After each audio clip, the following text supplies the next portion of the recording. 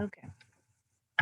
So we are now recording, and it's the April 24th PTOT4MECFS Journal Club meeting. We have Mary Dimmock as our guest host speaker. And I want to do, I'm actually Sally Rudisky, Melinda Maxwell. I'm using her account right now. So I'm not smart enough to figure out how to change the name. So I'm going to make just a brief comment that I want to be on the record for posterity's sake. Usually there are 3 administrators from our Facebook group that show up religiously for this journal group meeting. Um, Amy is missing today due to now multiple weeks long stay for her young teenage daughter in the hospital due to severe ME. Melinda is missing in action due today to traveling on her own independently to get her second COVID shot and having her car break down. The complexities around dealing with the additional car issues were more than she could had planned for, and left her unable to have any extra energy for addressing or participating in this activity today. Um, I'm on the rebound from a crash sustained after Tuesday's long COVID advocacy day, where I made 4 phone calls, one of which was I was a passive participant, and the other 3 I was a primary constituent presenter. I spent the last 4 days in bed with Pim, and this is what life with MECFS looks like. 3 different levels of interruption to our lives and 3 different types of triggers, and all disruptive and leaving life very unpredictable. So I appreciate certainly Mary rolling with us today, and she certainly knows all about that. Um, so I want to do a little introduction to Mary. Mary Dimmock worked at Pfizer for 31 years in roles that spanned drug metabolism research, clinical data management and database administration, and R&D information systems and business process improvement. She retired in 2011 when her son became ill with ME. Since then, she has worked on a number of U.S. and international advocacy initiatives and to advance research and improve clinical care for people with ME. More recently, Mary has participated in the CDC's biennial medical education roundtables, which have helped shape CDC's MECFS website content, and also partnered with Dr. Lucinda Bateman of Bateman Horn Center to organize the U.S. MECFS Clinician Coalition and its annual summit, now in its 4th year.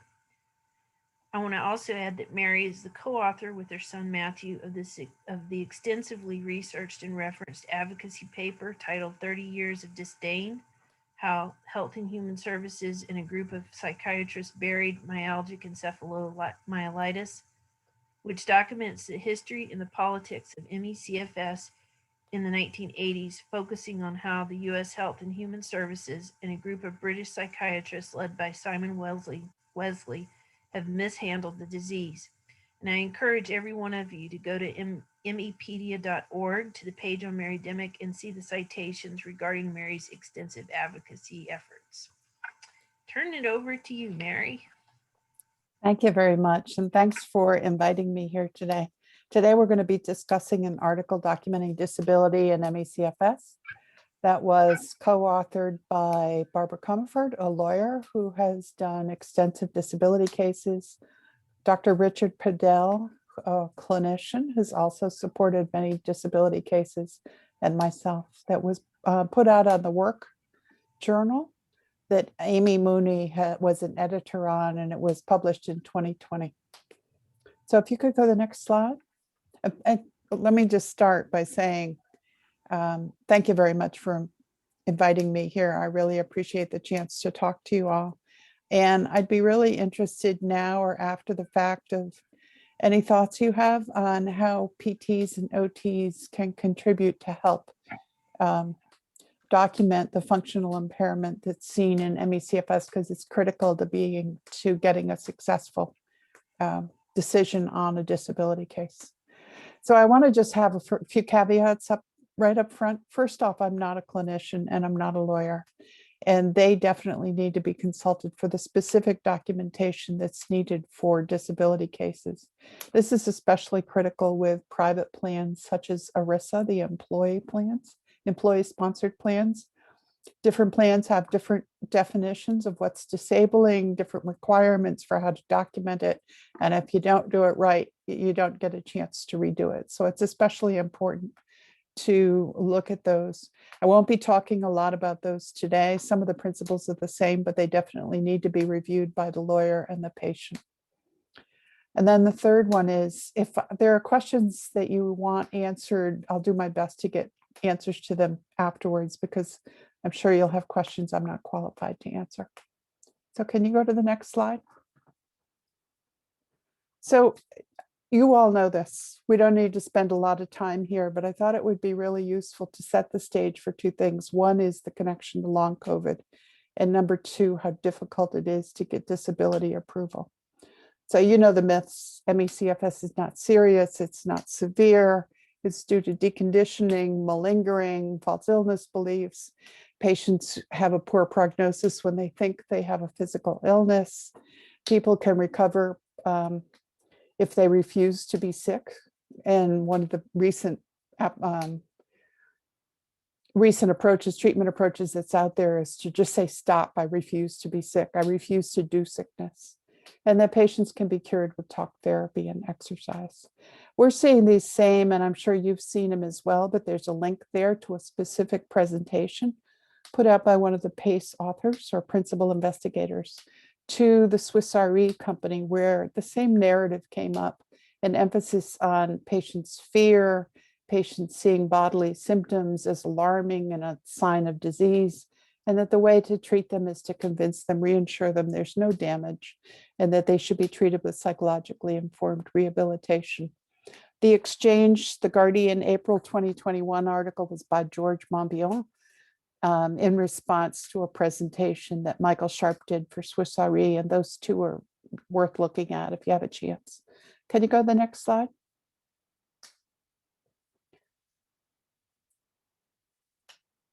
So you all know the reality better than anybody. And the point that I really want to emphasize on this slide is the energy metabolism impairment, because that's going to come up later on. And its relation, the other thing I'd emphasize, its relation to post-exertional malaise. Related to COVID, we know that it's often an infectious trigger. 75% of the cases or so, 80% of the cases are infectious, not always viral, but often viral. We also know that there's a broad spectrum of severity, with 25% homebound or bedbound. And yet, we face a situation where we continue to have clinical disbelief, misinformation, and misunderstanding as a result of lack of diagnostic tests. There are no common methods used to evaluate disability that don't account. I'm sorry, there are common methods to use to evaluate disability that don't account for PEM, and I'll talk about that later on. The tests to demonstrate PEM, such as the CPET test, neuropsych tests, are expensive, often not covered by insurance, may be hard to get a doctor to prescribe them, write a script for them, and they may cause a relapse. So it's challenging, to say the least, to document ME/CFS functional impairment, and that will be critical to getting a successful decision. Then the last point that I really want to make is about the number of cases of SSI, SSA, Social Security disability for people with ME/CFS. As of 2017, there were only 14,000 people, actually less than 14,000 people, on either SSI or SSDI for either a primary or secondary diagnosis of ME/CFS, which is, and the reference for this is at the end of the slides, which is really remarkable when you think of the number of the people that have the disease and how much disability there is. 75% of them not able to work.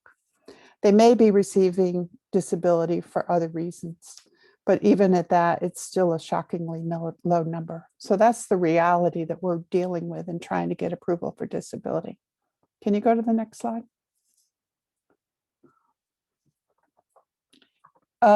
we all know the story by now on this one. We've heard lots of reports, but just underscoring that the issues that we're having with MECFS, getting disability, long COVID patients, and the issues we're getting with clinical care, long COVID patients, especially if they don't show damage, organ damage, specific hard evidence of damage of one of the organs. They're having difficulty getting medical care. They're having difficulty getting disability as well. And at this point, most of them, it's short-term disability, but I can imagine they're going to be having trouble with long-term as well. The other important piece here is that with conservative estimates on a paper that was done a while ago, before the cases had actually risen more, it was an estimate that we could at least double the number of MECFS cases within a year, which is pretty remarkable to have the 1 year incidence of new cases be equal to the existing prevalence of cases. Can you go to the next slide? So you probably, I'm sure you know all of this. I'm going to just run through this pretty quickly, but please feel free to jump in if you have any questions at any point, and I'll give more context if I can, where I can. So essentially, when you're thinking about disability, you have to think about two different types of plans. One is SSA, Social Security Disability Administration, and the other is private plans. SSA has two types. One is SSDI, at which the claimant has met the work requirements to apply for disability.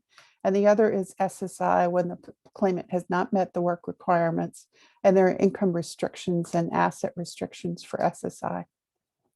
Then on the other side, there are private LTD plans. Most of those are through employers. They're called ERISA plans, and they comply with guidelines written for by the federal government for those plans. And then there's also individual plans or other groups that can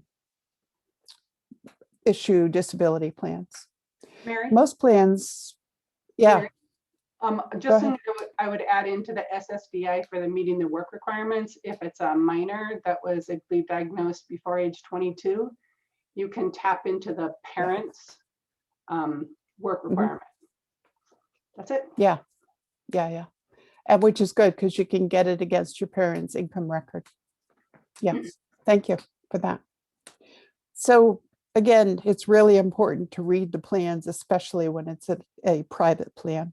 But in general, most plans require documentation of two things. One is that there's medically determinable impairment. That's the disabling condition, and there's specific requirements on how that has to be documented. And then the second one is, as a result of that impairment, the patient has functional, and it could be one or more impairments. The patient has functional limitations that impede their job performance, or any job, not only the job they used to do, but any job in the American economy in light of a claimant's education, work experience, and age. So for SSA, and I can't speak for ERISA, but I would imagine it's the same. For SSA, the regulations assume that if you're young, if you're 25 or 30, especially if you don't have a lot of education, that you're, quote, adaptable to be able to go into another job. And so I know of one case where it was a 22-year-old with a college education working in a professional position post-college, had to go on disability, and they decided that he had the capability to be able to fold shirts as his job, and that he would qualify for a job of folding shirts and therefore would not qualify for disability because he didn't have to be able to go back to his previous job. So what's really important in the measure that they use, and I saw this in my son's own case when he went to court to the judge, is can the patient show up to work 8 hours a day, 5 days a week? It's not enough to be able to show up 8 hours one day, but then you can't show up the next. They have to be able to be consistent in their work. Can you go to the next slide?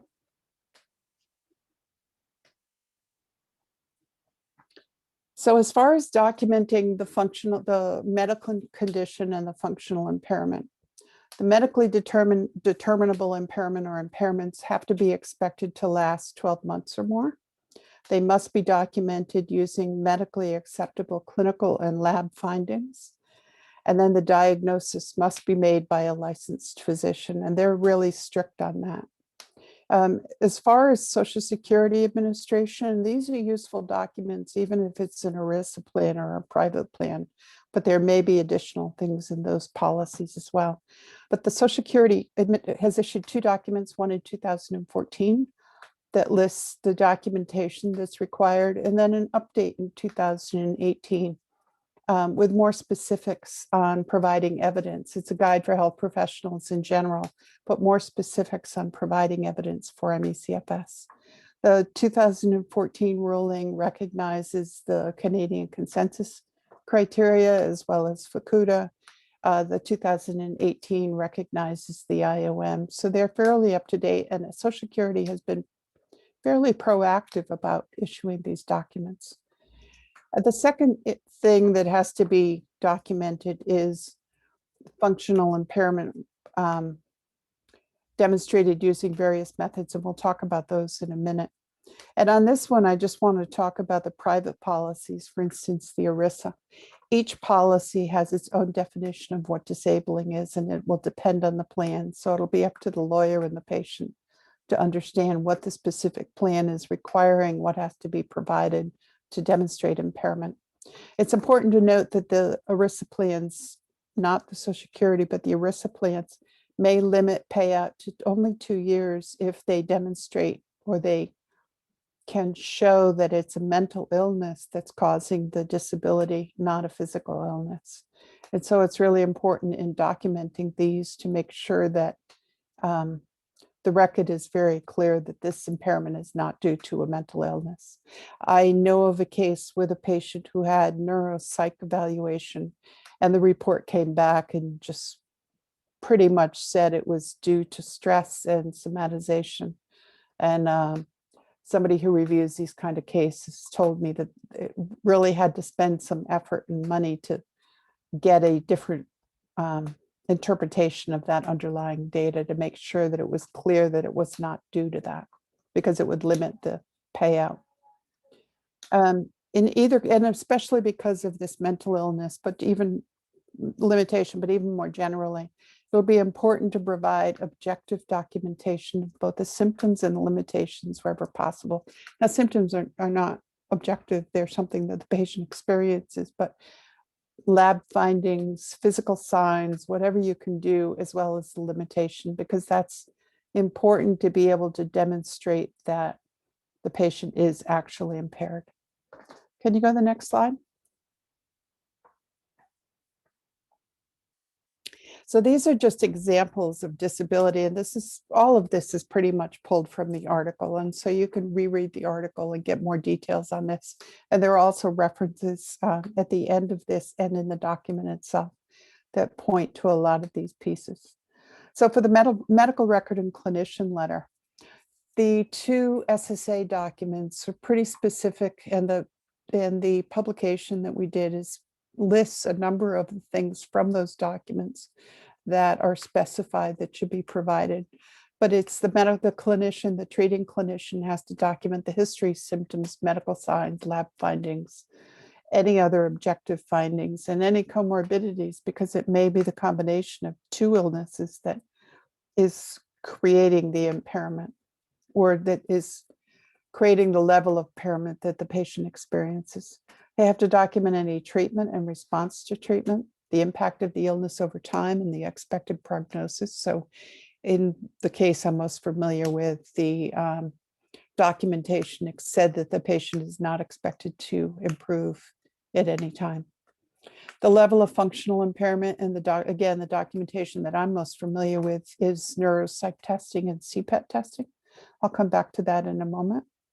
And then a summary letter to the disability provider. And Sally, I think some of the things we've exchanged emails on, it's really important that the treating physician provides that documentation when there's functional impairment testing that is done by somebody, especially if they're not a clinician, that the treating clinician puts that documentation in the context of the patient's level of disability and states whether it supports their determination of functional impairment. And again, the case I'm most familiar with, that's exactly what was done. Somebody else did the CPET testing, but then the primary clinician, the treating clinician, wrote a letter that pulled it all together in context of all the other testing that had been done. As far as patient documents, the patients are really recommended to keep a diary or journal to document symptoms and limitations and include bad day and good day. This is useful for a couple of things. Number one, and let me just say before I go on, they should submit examples of that. Obviously not the whole thing, but submit examples to that, a couple of examples each time they go to the doctor, to their doctor, so it becomes part of the medical record. And let me see. And then in addition, they can submit supportive letters from family, friends, employers, people who knew the patient before and can speak to how impaired they are. On the good day, bad day, this can be important not only to demonstrate and diary journal in general. It can be important not only to demonstrate the level of impairment that the patient experiences. They're able to do this on a good day, but on a bad day, they can only do that. But it can also be useful if if it's especially in a private disability, but in any cases, if there's a reviewer of the case who goes out to monitor the patient and sees that the patient is out on a particular day, to know what happened on the subsequent days, it actually has been useful to help counter the claims that the patient can't be disabled because they went to the grocery store, for instance. Any questions on any of this? Because this is really the core of what ends up. It's not everything in the case for certain, but. I would say on the supportive letters, is that something that you would have people turn into a primary physician? Because I've had attorneys say they don't want them. So how do you I know the in the record? case that I'm most familiar with, they were submitted as part of the record that the patient submitted to Social Security. I don't know that they would go directly to the doctor. I don't think they would become part of the medical record. Okay.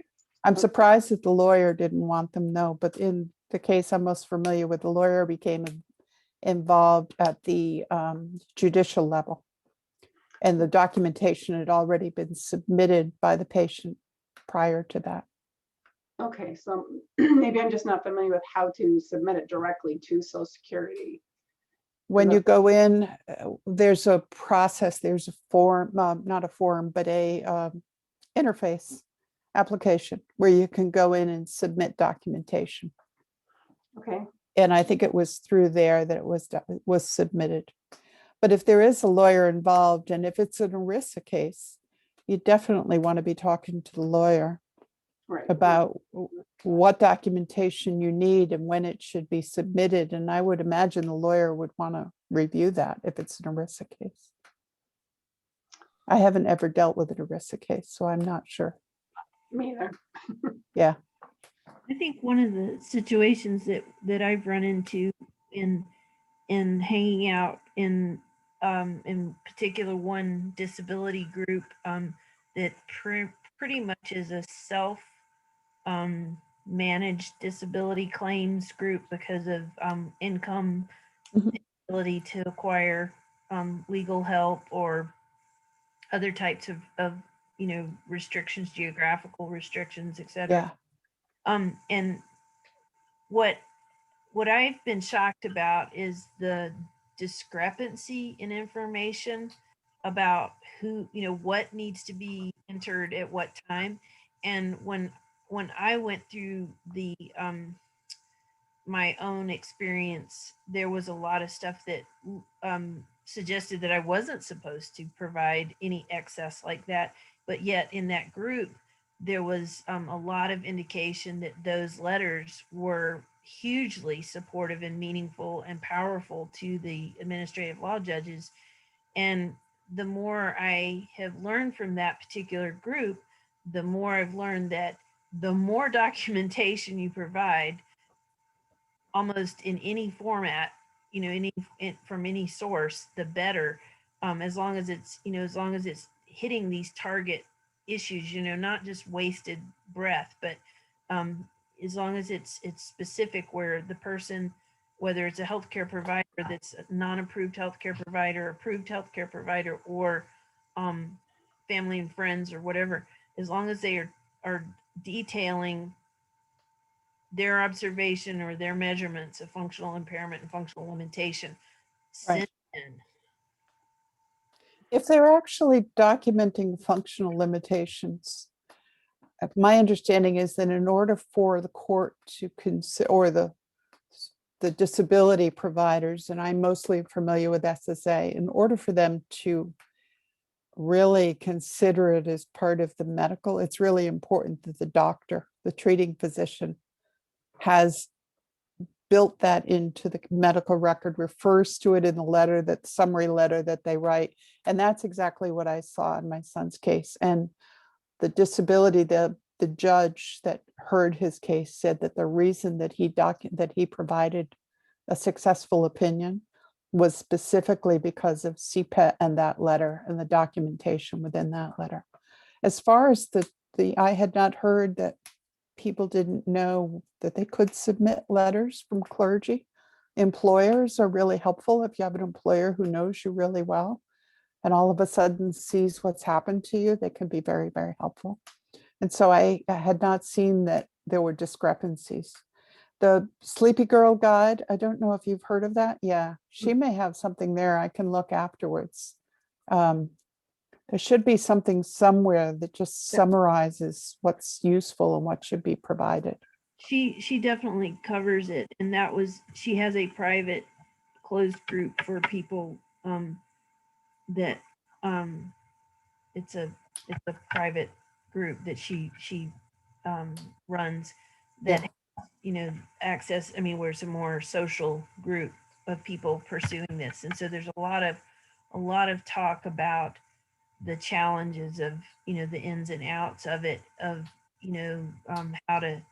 how they've had to deal with some of these really you know just nuts and bolts of getting living in places where there are no doctors that even recognize this, and or they're so sick they can't get to a place that does, Yeah, or things like that. And so some of these people have come up with some really crafty ways to use the system, but yet work it to their favor. It doesn't always work, but right. it's better than just giving up. Is that documented up on her website, or is this additional knowledge beyond what's documented? No, a lot of it is what was actually in my document that I talked about. So Okay, a lot of it, and a lot of what I'm hoping that our clinicians will realize is that we can serve as educators for primary care physicians. So if a yeah, person goes to a primary care physician, the physician is kind of nonchalant or dismissive or whatever, that the PT or OT can serve as the educator first and foremost to help lay hmm, the groundwork for good communication about the illness. And then it would be a hard sell to take someone who's really dismissive, a primary care physician who's really dismissive, and all of a sudden turn them into a great documenter. It's That's probably not going to happen. But what um what what I have seen in this group is people providing having other people provide really quality foundational pieces of letters to the doctors, and the doctors using that, yeah, I not can see that. not necessarily as their whole thing, but as the groundwork. And I mean, to be honest, some of these doctors, they don't, a lot of doctors just flat out tell people they don't want anything to do with disability. I know, I and know. and so if you have a rehab therapist who is interested and educated and can write the body of a document, and then the doctor, all they have to do is go in and plug in the tests that have been run, you know, I you know, think that, and I think that was the feedback I was giving, was I can definitely see where they would be really helpful to write segments, if you will, and it could be a Yeah. major segment, Yeah. but the doctor has to be the one that's submitting this documentation. Yeah. And The you'd other- want to make sure this is integrated into whatever else they have to submit. Yeah. The other thing, there are definitely doctors who only turn in RFCs. And so you have a doctor turning in an RFC and not writing a letter. And so then you could have a PT or an OT that writes a really powerful science-based letter. And granted, they're not an approved healthcare provider, but the RFC issue may be because the doctor hates writing letters. It may not be that they actually don't want to turn in anything. You send that to the medical doctor and they co-sign it, then it's better than nothing. I think the key thing is the medical doctor has to be the one they may be co-signing it, but their signature has to be on it. Right. Co-signing is, that's what I'm saying, is that co-signing, I'm not saying that I think submitting non-approved providers submitting stuff is actually meaningful too, because I had a bunch of them submit in my case, and they were all commented on by my administrative law judge. Yeah. Okay. But Okay. the co-signing is important for sure to make it, if the RFC is all the doctor's going to do, then the therapist really should try to get the physician to co-sign. So what might be good in that document? I know we're getting a little bit off. We need to get sensitive to time, Yeah. but maybe to talk about what should happen, Mm-hmm. and then what, if you can't get the doctor to do it, Yeah. in that kind of situation. Yeah, that's a good idea. Break it down that way. Yeah. Okay, can you go to the next slide? Mm-hmm. So all of this, what, the key components of documenting this disability is cognitive and physical functioning. Can they do both parts of a job? And depending on the nature of the job, in the case I'm familiar with, the person had a very cognitive job initially, and then they were told, well, they could fold shirts basically because it was a physical. They felt they could do the physical. And actually the patient was not even able to do either one of them. So it's important to show that what their abilities are in each. One of the things that is sometimes missed in documenting these cases is the impact of post-exertional malaise immediately in the days following. And some of the tests that we'll talk about in a minute, actually, that insurance companies like to have you do, actually don't even look at what happens after the test is already done. And so that's really important to document. I don't know if you've ever seen this, Leanne or Sally. I keep calling you Melinda. I don't know if you've ever seen this, but I've seen the CPET translated into the number of METs that could be sustained without causing PEM. And that was really, really helpful because it was able to show very directly at this level of MET, the patient would not be able to sustain a 5-day-a-week job without having PEM and frequent sick time. The thing that is not talked about in the article, but I think is important, is demonstrating the impact of orthostatic intolerance. If you can't be upright for more than half an hour at a time, it's going to be really hard to work. And a lot of patients with long COVID are experiencing orthostatic intolerance, as well as people with ME.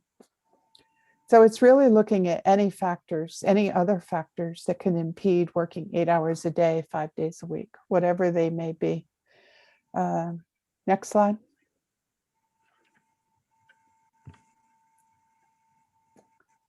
So these are the tests that they're just examples. They're the functional, and I should have used a word other than functional capacity evaluation, but methods for, and maybe I'll update the slides if you don't mind.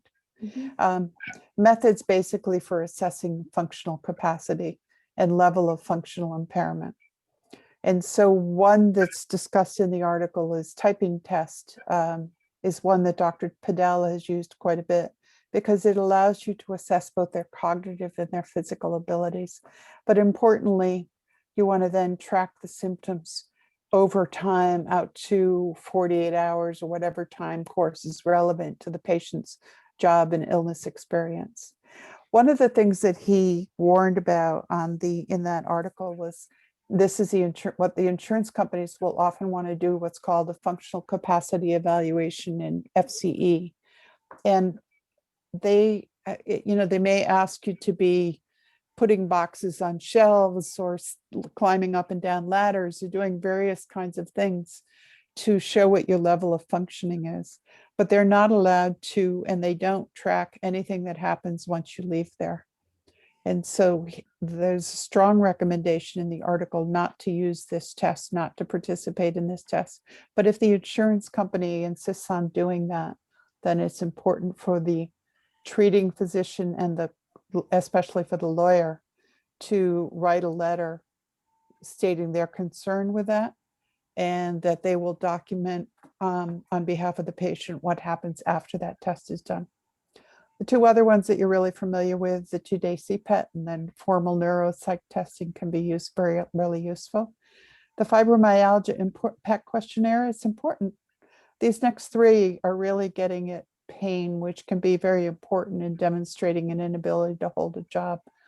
And it's important that these be done routinely over the course of a patient's interactions with the doctor. There's one case where, if I understand correctly, a disability case was denied because the doctor had not been tracking the patient's fibromyalgia scores. And so it's important that be done regularly. Tilt table passive standing tests can be used to show orthostatic intolerance. And I'm sure you have other ideas. And when we go to the next slide, I want to talk about what those ways are that could be used to assess their level of functional impairment. Good day, bad day assessments, obviously, but then there's some specific evaluations I'm sure that you use as OTs that could be very helpful.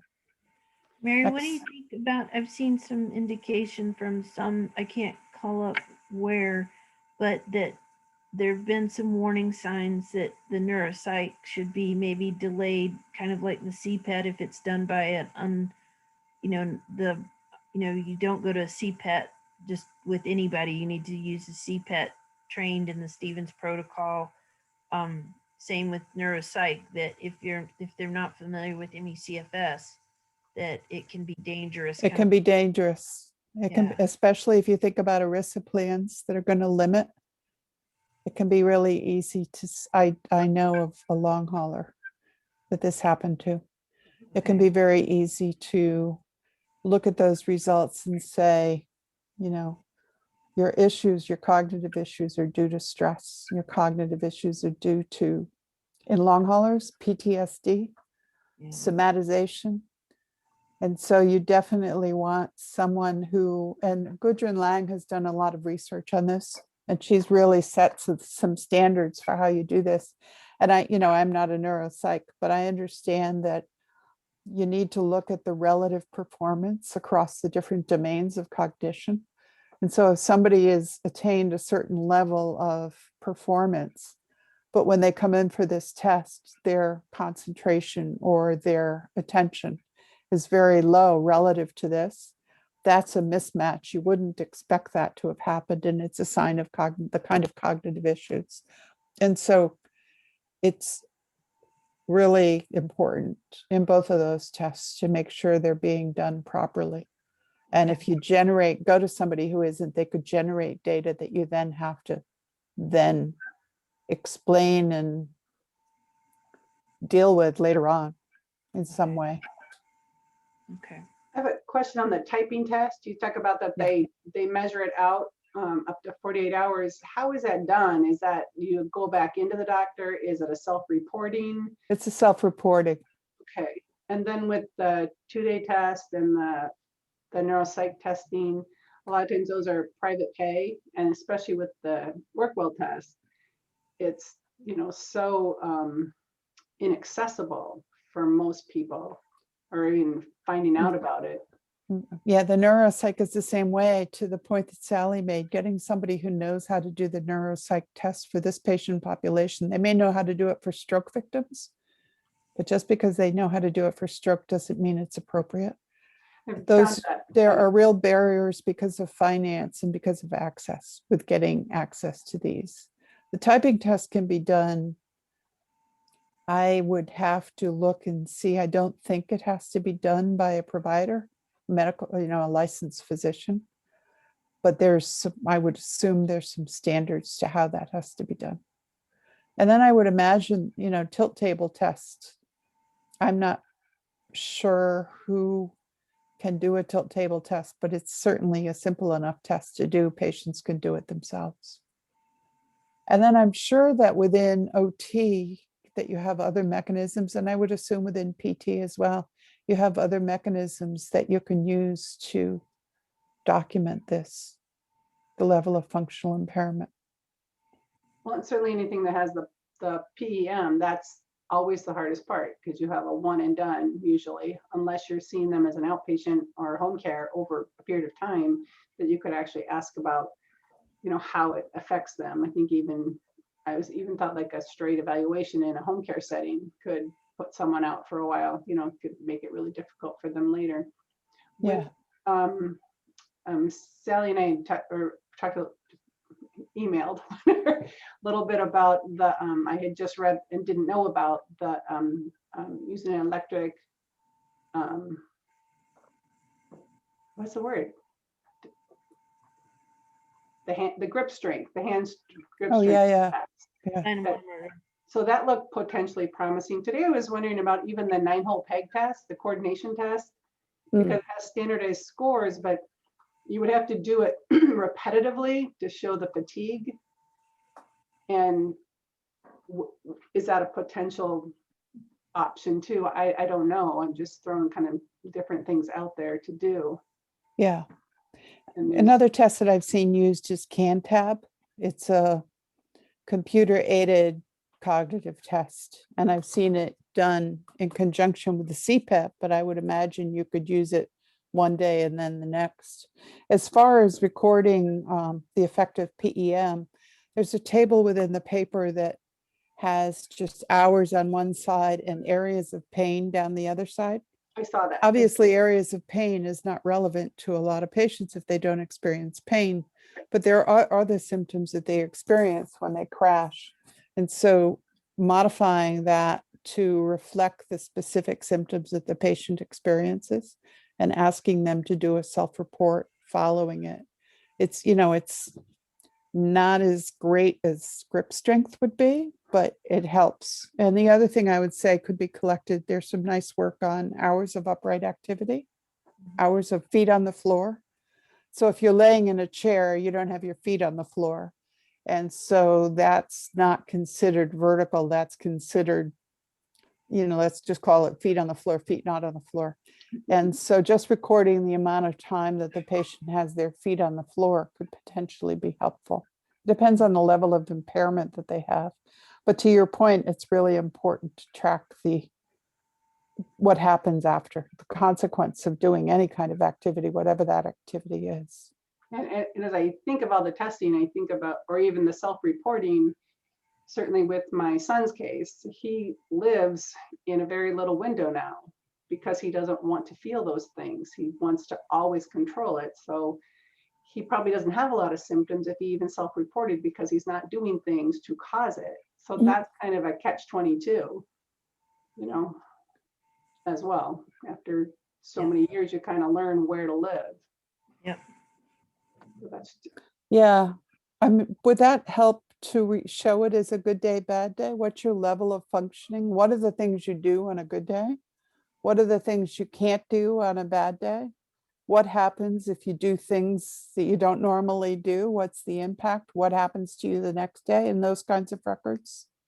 Right, but it would certainly be stretched out over a long period of time, because I think on a day-to-day basis, it's really very, very restricted and very planned, Yeah. what is done. Yeah. So this is where, somebody at that level, I'm assuming that there's some mechanisms within OT, the OT toolkit, if you will, that document those kinds of ADLs or IADLs that the patient can do, what they can't do, what they only do if they have to do, kind of thing. Well, the challenge with that is that functionally, potentially could still do them, It's just how you feel afterwards. Right. But even if you felt bad, could still complete it. So straight ADL, it's like, well, he can still get in and out of bed unassisted without help, without a bed rail, without adaptive equipment. Right. Or, But that's the combination of using those instruments, but doing it, reporting it in terms of, yes, they can do it, but here's the consequence they pay. Or they can do it with no consequence. But whenever reporting it in terms of the consequence that's paid afterwards, the effect, the PEM impact. And then for the disability claims, for them to be able to accept that as valid. Like our attorney we had worked with said, well, he could just be making that up. That was kind of shocking, but okay. What True. year was that? Let's see, she probably said that in 2018. Yeah, he lost his case. We're on SSI now. So much of this feels like you just kind of would have been good to know, then. Started in 2016. So yeah, I'd be interested if you look at the 2018 guidance from Social Security. Well, when she made that comment, it was then. I don't think she went back. It was 2014 was the most recent information. Right. When he was going, but I can go back and look at. I will. I guess the question is, does the 2018 documentation do a better job? Right, I'll look at that. Talking about it. Yeah. And a different attorney who I think. Right, that makes a big difference. But she says too, without like without a comorbid condition, it's harder. Straight MECFS is difficult to prove. If you had depression or something else, they definitely should document any comorbidities that they have, because it can make it easier. Right, and he doesn't really have any. Yeah. But anyway, that's very, very specific to this situation. One of the things that I think would be useful and promising, and clinicians that wanted to get into this, I think, as a specialty working with people like this, is using heart rate monitors. And there are people, certainly patient population cannot afford a quality polar wristwatch, $200, and a chest strap or whatever. But if if clinicians could provide those on a rental or a loaned out basis and document tracking, and then capture they have they have GPS, so you can even see where people are walking, how many steps they're walking and stuff like that. And then the person can keep their log, their symptom log. But also you can see heart rate variability with it. So if they have a bad day, very often we end up with that either that spike in heart rate, or the crash or the drop in heart rate at your resting heart rate, when the crash occurs. And that can be an indicator of the long-term, or not long-term, but drawn out consequences of PEM, and can be a more objective measure. I'm not sure how clinicians can work that out. I mean, when I was practicing, we loan stuff out all the time, but I live in a small town where you see people at the grocery store and you give them the evil eye if they've stolen something to you. But yeah. But there's also the cost of doing business. So those are some ideas that I had that I think. Yeah. I think, and you bring up a really good point. Leaving the cost aside for the moment, is wearables, and what wearables can show in terms of numbers of steps, heart rate variability, the frequency at which your heart rate goes up above a certain threshold, is demonstrating POTS or whatever is a really, really good idea to be able to demonstrate that. I'm not quite, I keep going back in my mind to what you just said, Leanne, about the recording the ADLs. You can do the ADL once, but what happens the next day?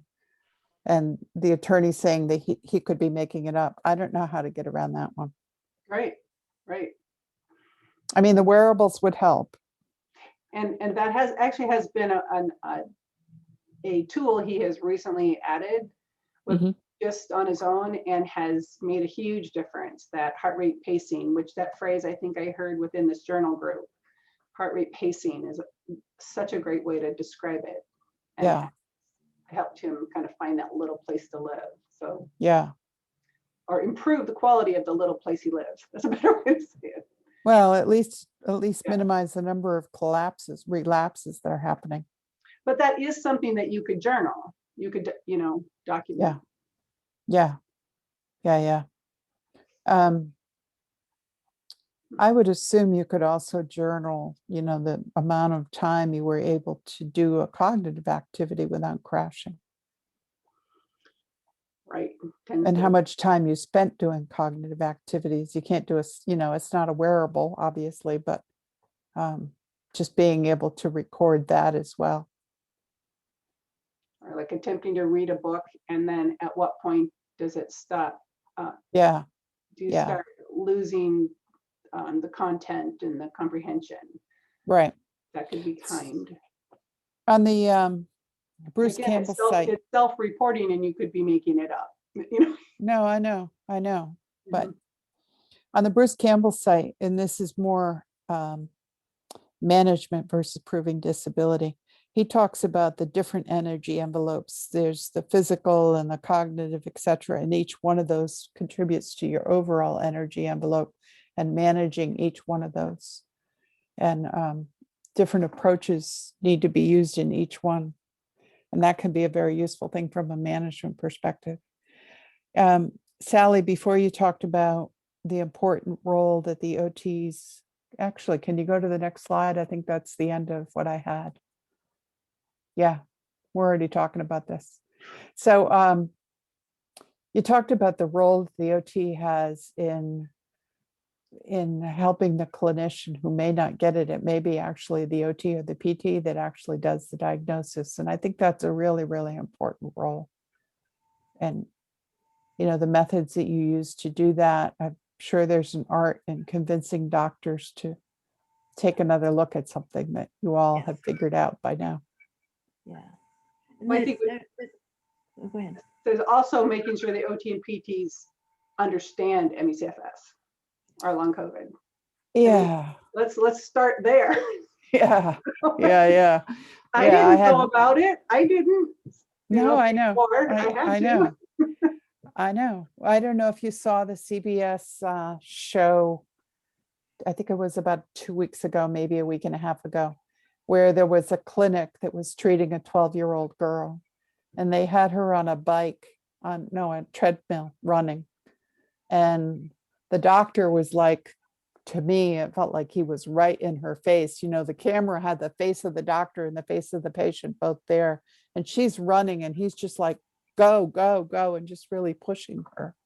And so I would agree that I don't know exactly what his discipline was, but getting the PTs and OTs to understand and being able to help spread that word will be important. So then it goes back to the schools. Yeah. Getting introduced in the schools. Yeah.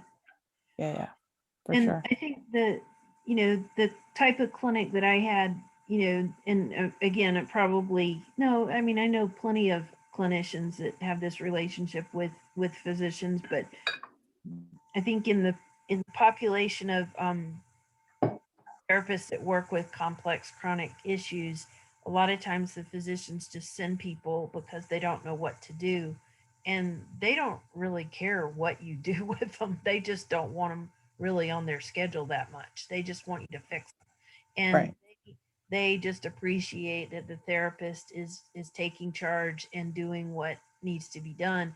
And so, exactly right, if we can educate PTs and the OTs to recognize an MECFS patient that doesn't come in with a diagnosis, and then for them to be alert enough to go back to the doctor and say, I think you need to look at this person. Here's the diagnostic formed by the U.S. MECFS Clinicians Coalition that will walk you through the steps of all the tests, and here's all the treatments that you're needing to offer them, all the steps. I'll be right here ready to take them back as a PT or an OT patient, but they need to see you first, and If that could be done, that would be excellent, because there's, I mean, you can only go so far as a PT and OT if they're not providing treatment recommendations for orthostatic intolerance or sleep or whatever the issues are that the patient is experiencing. You can't, I mean, you could recommend non-pharmacological ways of dealing with that, but it often requires some kind of medication. yeah, exactly. Yeah, it's just put it, as long as it's in front of people and they know what it is. I mean, if I had known, Right. I would have, done Yeah, we things all different. would have. Yeah. Right, I know, it wouldn't have taken 4 years. Yeah. Yeah. I can read the initial notes from everywhere, and just the description that we gave, can't tolerate exercise. Said that, it's in the note. I'm like, oh my geez. I know. It feels terrible days later, it's just, Well, but it's just the state of what we knew. Yeah. right. I read the CDC website and said, it says CBT and get, Mhm. which is Well, scary yeah. to think about. The Mayo Clinic may still have that. I think they've just rephrased it. I Yeah. remember They when, still have it. yeah, They no longer say it's like B shots or whatever they used to say. Yeah. They've softened it a little bit, but they haven't gone all that far. no. Anyway, that's what I have. I think the other thing I was going to throw out there too in this vein is that, the consistency, just like what you've been advocating, Mary, in the, I believe you said in the case you're most familiar with, is that steady documentation, the medical record, and then the follow up with the letter that was supporting the CPET results. Well, in the therapy notes, even though OTs and PTs are not approved providers, those documents can be submitted, or a letter can be submitted that summarizes those daily notes or those progress notes that have shown that for the 6 months that somebody saw someone, that this was Yeah. that this activity was performed, and then the following day PEM was reported either in a daily log or on a telephone call. Absolutely. That would Yeah. be great. Now, the question that I have is, my understanding is that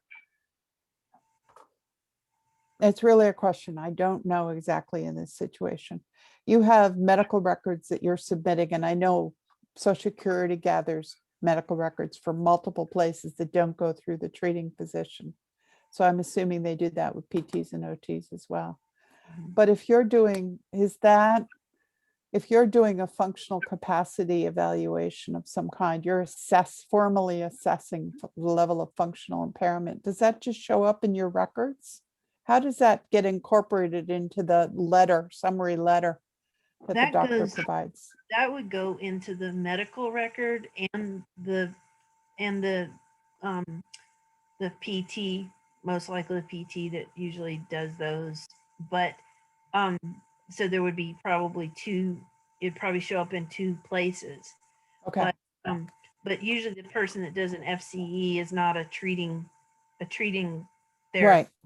Right. Do those. But they would submit it through their own submission, and then they would have coordinated with the doctor to get it incorporated into the doctor's write-up. Okay. Yeah, the doctor usually is usually the one that require, I'm starting to lose words, has to authorize it. Yeah, right. It comes so that it would be sent back to the doctor for their perusal and end up in their notes. But the daily stuff of the PT, another thing that is another thing that would be a documentation for someone who didn't necessarily have extensive therapy also would be any kind of documentation for assistive devices. So, a one-time visit for a wheelchair, a home evaluation for a wheelchair, and that type of thing. In uh, in a way to document that would be to have the individual walk the distance, say, from their kitchen to their toilet, or their bathroom to their toilet, or come up with some functional triangle between the toilet, the kitchen, and the bathroom. I mean, the toilet, the bed, and the bathroom. Mhm. What I'm saying, I'm starting to lose my words. I know. And then, what is their heart rate? Yeah. When they do that, Mm. and document that, and then provide the backup, the documentation for supporting the use of a wheelchair based on the number of steps and the heart rate. Um, And just the exertion. I mean, you can add, well, beyond just a straight walking, things to make like the toilet transfer easier would be an exactly. elevated seat, a grab bar, bath bench, bed rails, Yep. a stool, when you're cooking, Yep. Yeah. all those things that you're conserving. Yeah. So it might even just be a one-time home eval, but that would be a really powerful documentation if it's written right, or energy envelope, if you can possibly, Definitely. heart rate, if you can test somebody, here, let's put this chair here, and now you wash your hands while you're sitting at the kitchen sink with your heart, while you're sitting, and let's look at your heart rate versus standing while you're, or something. And Yeah. Yeah. Well, and also even if it doesn't show a change in heart rate, just what they can do as a result of having these kinds of assistive devices versus what they can do without them, and being able exactly. to document that. Yeah. Like if they don't have a chair, they can't cook. Right. And if they can't cook, they're not getting the kind of nutrition they need, probably. Yeah. Yeah. Yeah. Or when Okay. you need caregivers to provide it for you. Right. Yeah. There's that Right. Right. other documentation too, that they can't do it. Yeah. Yeah. This is great. Yeah. Well, so if you I don't know if can I share my screen? I don't know if I'm allowed to. Yeah. Let's see. Let me do stop sharing, and then let's see. That should make it so you can, I think. Okay.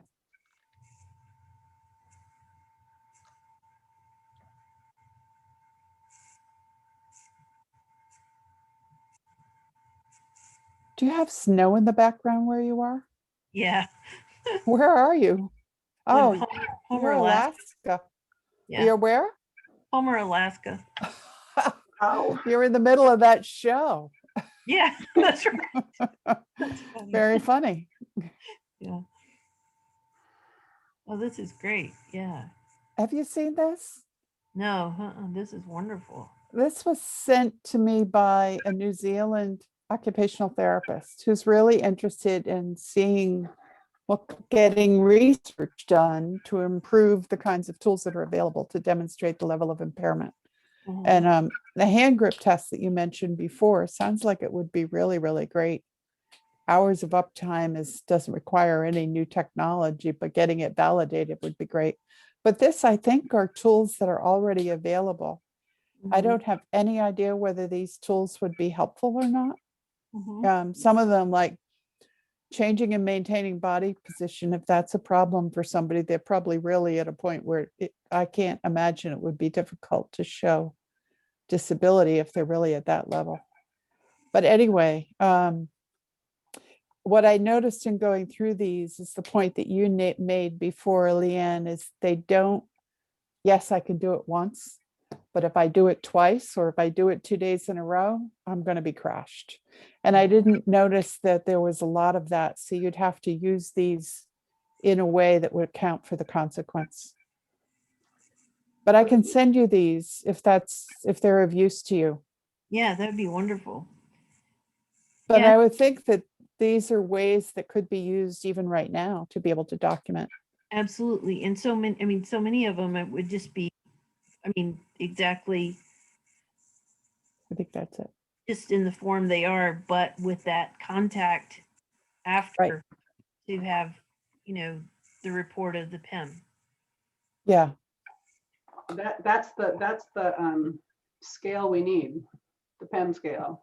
Yeah. So But then, But it's only self-reporting, but but that's what we have right now. And just coupling the self-reporting after the fact with a scale like this could help at least to improve over what we have right now. and if you could tie the self-reporting to heart rate pacing or Yeah. measurement or documentation, that gives Yeah, a little more number of steps. Mhm. Mhm. Yeah, credibility on that. okay. I can send you a copy of this. And it may be outdated. I don't know what year it is. I don't, oh, 2013. There may be a more recent version of this. I don't but know. it'll give us a good starting point for sure. Yeah. Yeah. Okay. All right. I'll send you a copy. And I'll see, this just came through Skype this morning. Okay. I will, when I can contact her and talk to her, I'll see if she has anything else. Okay. Great. Thank you so much. Yeah. Well, I think this is wonderful, and this will serve as a really great foundational conversation for a lot of people to realize that I think PTs and OTs can do a lot more for patients than they realize, and just the structure of how therapy sessions generally go, that we have a lot more opportunity for good communication, even though we're not in the hierarchy pinnacle Right. part. We do actually have a really fundamental place that we play in educating the providers if we know what we're talking about, and then we can also just be a really solid reinforcer of what we see and what we're documenting, and because we spend so much time with most patients, it capture so much more very often than a 5-minute, 10-minute appointment that other people.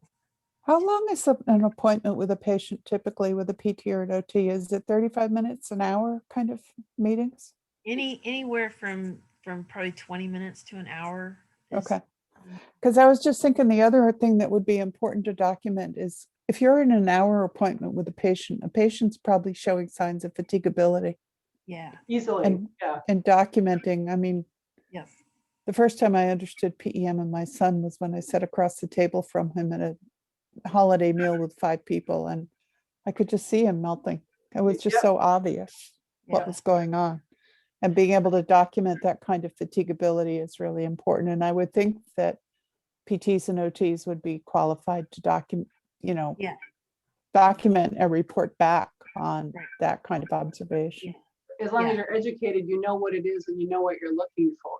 Right, right. Even if the patient didn't know and you're starting to suspect something, Yeah, and always documenting patient reports of PEM, from previous visits. How was it this week? How was it since our last visit? What happened?